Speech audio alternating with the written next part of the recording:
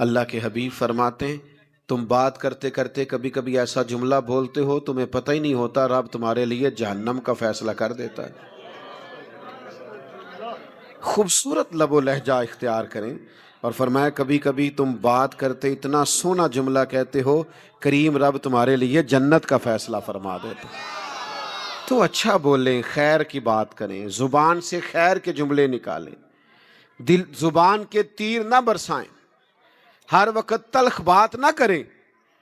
कुछ लोगों ने एक और भी आजकल जाविया बनाया जी, मैं चूंकि सच बोलता हूं लिहाजा मैं कड़वा हूं, बात खरी करता हूं तो लोगों को अच्छी नहीं लगती। ओ भाई आपका लहजा कड़वा है, सच्ची बात ही तो बंदे को अच्छी लगती है। दुनिया में सबसे ज्यादा सच मदीने वाले महबूब ने बोला है, पर इतना मीठा करके बोला है कि दिलों में उतर गया है।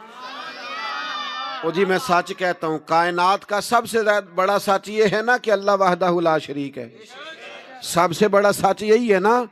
लेकिन कुरान करीम ने कहा इसे भी हिकमत से बोलो, उदउ इला सबील रब्बिका बिल हिकमा, किसी को रब की तरफ भी बुलाओ तो हिकमत के साथ बुलाओ, दानाई और तदब्बुर के साथ बुलाओ। आप मेयारे तकवा पर फायज हो, आपको आपके लबो लहजे के अंदर खूबसूरती हो, ठहराव हो,